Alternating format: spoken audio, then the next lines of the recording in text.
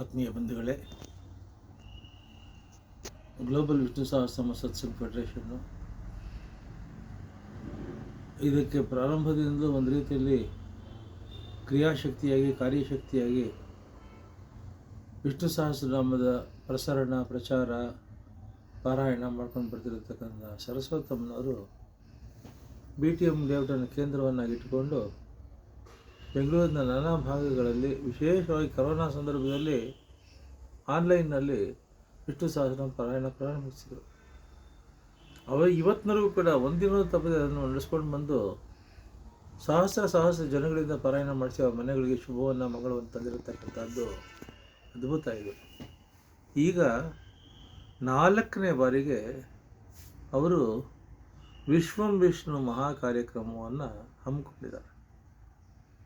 ಇದೊಂದು ಅಪೂರ್ವ ಮತ್ತು ಆಶ್ಚರ್ಯ.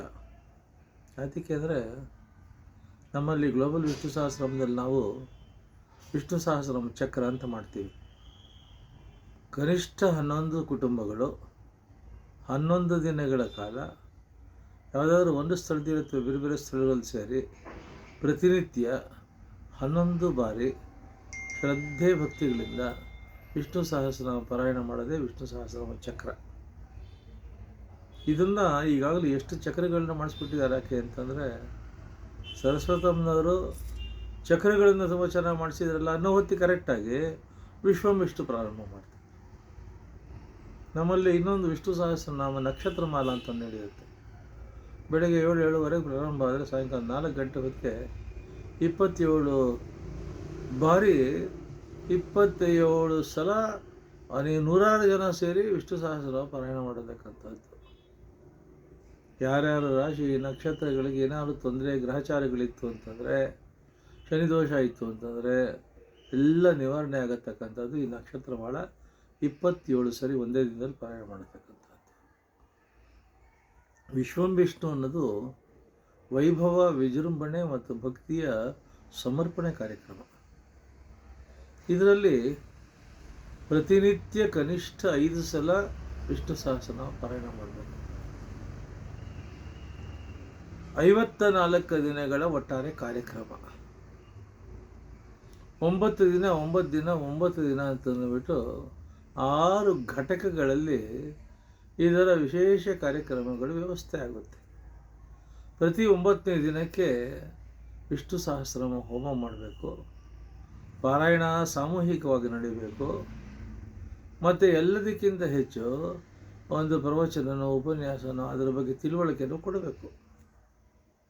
ಈ ವಿಶ್ವಂ ವಿಷ್ಣು ಕಾರ್ಯಕ್ರಮ ನರಸಿಂಹದೇವರು ಪ್ರಹ್ಲಾದ ಚಿಕ್ಕ ಹುಡುಗ, ಅವನಿಗೇನು ವೇದ ಉಪನಿಷತ್ತು ಯಜ್ಞ ಯಾಗ ತಪಸ್ಸು ಏನಿಲ್ಲ, ಮಗು ಇದ್ದಾಗ ಅವನು ಹುಡುಗ.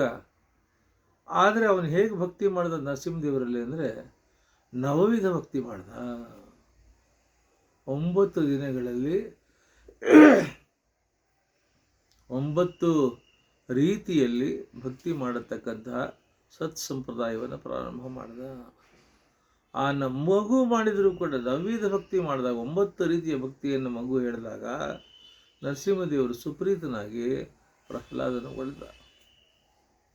ಇಂಥ ಒಂದು ನವವಿಧ ಭಕ್ತಿ ಇದನ್ನು ಯಾರು ಹೇಳ್ತಾರೋ ಅವ್ರ ಮನೆಯಲ್ಲಿ ನವರತ್ನಗಳು ಬಂದು ಹರಡುಕೊಳ್ಳುತ್ತೆ ಅನ್ನತಕ್ಕಂಥ ಒಂದು ಫಲಶ್ರುತಿ ಇದೆ. ವಿಶ್ವಂ ವಿಷ್ಣು ಕಾರ್ಯಕ್ರಮದಲ್ಲಿ ಪ್ರತಿ 9 ದಿನಕ್ಕೆ ನವವಿಧ ಭಕ್ತಿಯಿಂದ ಯಾರು ವಿಷ್ಣು ಸಹಸ್ರನಾಮ ಪಾರಾಯಣ ಮಾಡ್ತಾರೆ ಅವರ ಮನೆಯಲ್ಲಿ ನವರತ್ನಗಳು, ಬೆಳ್ಳಿ ಬಂಗಾರ ವಜ್ರ ವೈಢೂರ್ಯಗಳು ಹರಡಿಕೊಳ್ಳುತ್ತೆ ಅನ್ನತಕ್ಕಂಥ ಮಾತು ಸಂಪ್ರದಾಯದ ಮಾತಿದೆ.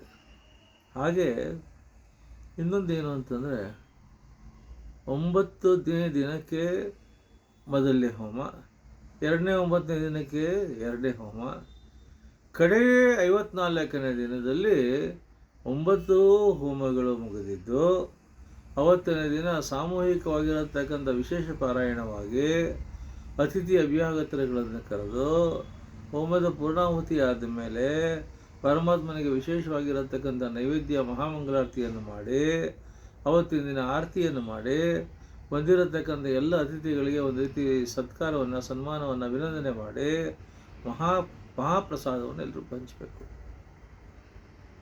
ಈ ಒಂದು ವಿಶ್ವಂ ವಿಷ್ಣು 54 ದಿನಗಳ ಕಾರ್ಯಕ್ರಮ ಏನು ಅಂತಂದರೆ, ಇದರಲ್ಲಿ ನವವಿಧ ಭಕ್ತಿಯಿಂದ ಪರಮಾತ್ಮನನ್ನು ಒಲಿಸ್ಕೊಳ್ಳತಕ್ಕಂಥದ್ದು ಒಂದು, ಯಜ್ಞಯಾಗ ಹವನ ಹೋಮಗಳನ್ನು 9ನೇ ದಿನಕ್ಕೆ ಮಾಡಿ ವಿಷ್ಣು ಸಹಸ್ರನಾಮ ಹೋಮ ಮಾಡಿ, ವಿಷ್ಣು ಸಹಸ್ರನಾಮ ಹೇಳ್ತಾ ಹೇಳ್ತಾ ಹೋಮವನ್ನು ಮಾಡಿ ಆ ಹೋಮ ಧೂಮವನ್ನು ಸ್ವೀಕಾರ ಮಾಡಿತು ಅಂತಂದರೆ, ರೋಗಾರ್ಥೋ ಮುಚಿತೆ ರೋಗಾತ್ ಬದ್ಧೋ ಮುಚಿತ ಬಂಧನಾಥ ಅನ್ನೋ ರೀತಿಯಲ್ಲಿ ಎಲ್ಲ ಈ ವಿಶ್ವಂ ವಿಷ್ಣು ಕಾರ್ಯಕ್ರಮದ 9ನೇ ದಿನದ ಹೋಮದ ಧೂಮ ಹೊಗೆಯನ್ನು ಯಾರು ಸೇವನೆ ಮಾಡ್ತಾರೆ ಎಲ್ಲ ಅನಾರೋಗ್ಯಗಳು, ವ್ಯಾಧಿಗಳು, ಆದಿಗಳು, ರೋಗಗಳು ನಿವಾರಣೆ ಆಗುತ್ತೆ ಅನ್ನೋ ಮಾತಿದೆ.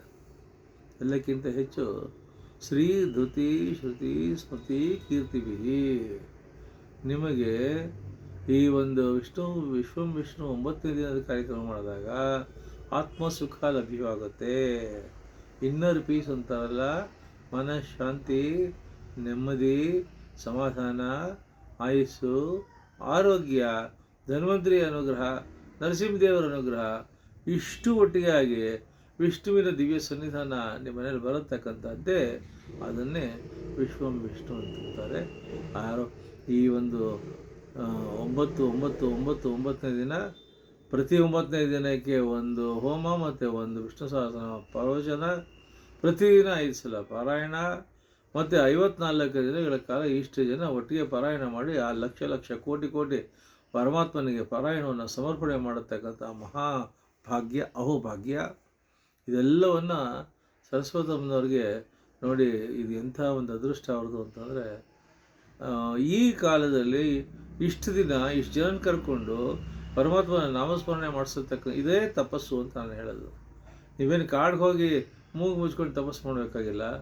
ಈಗ ಸರಸ್ವತಮ್ಮನವರು ಮತ್ತು ನೀವೆಲ್ಲ ಮಾಡ್ತಿರೋದೆ ತಪಸ್ಸು, ಮತ್ತು ಜ್ಞಾನಯಜ್ಞ, ತಪೋಯಜ್ಞ, ಹವನ ಹೋಮಾದಿಗಳು, ಮತ್ತು ಎಲ್ಲಕ್ಕಿಂತ ಹೆಚ್ಚು ಯಾರು ಯಾಜ್ಞಿಕರು, ಋತ್ವಿಕರು ಇರ್ತಾರೆ, ಅವರು ತಪಸ್ಸು ಅವರೆಲ್ಲ ಹೋಮ ಮಾಡ್ತಾ ಇರುವಾಗ ನಿಮಗೆ ಆಯಸ್ಸು, ಶ್ರೇಯಸ್ಸು, ಮೇಧ, ವಿದ್ಯಾ, ಬುದ್ಧಿ, ಬಲ ಎಲ್ಲ ಬರಲಿ ಅಂತ ತುಂಬಿ ಆಶೀರ್ವಾದ ಮಾಡ್ತಾರಲ್ಲ.